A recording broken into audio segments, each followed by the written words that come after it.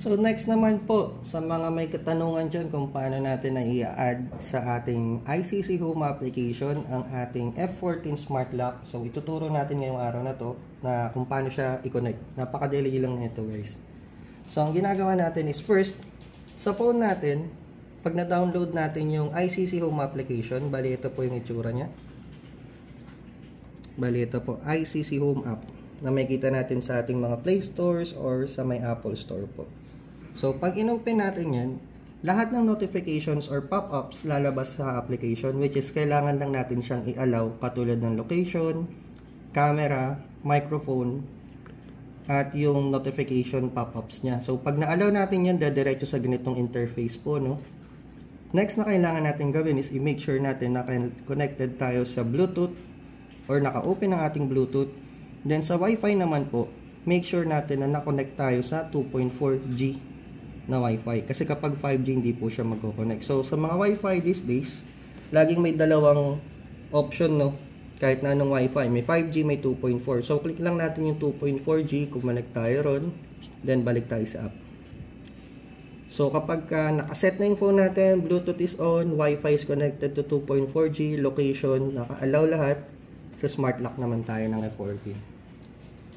So, ang kinakailangan natin gawin is i-press natin ulit yung asterisk number sign. Then, yung aking admin. Then, dediretso siya sa setting interface.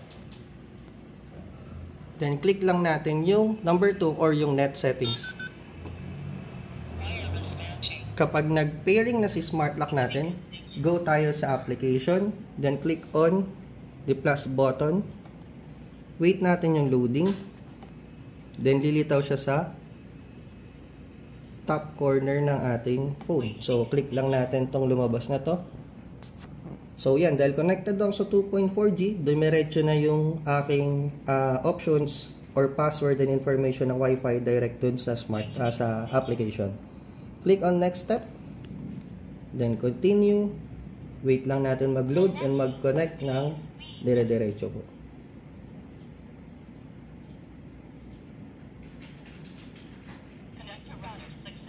So, nag-prompt up ang ating smart lock na connected successfully. Diretso sa ganitong interface. Gagawin lang natin is i-rename lang po natin.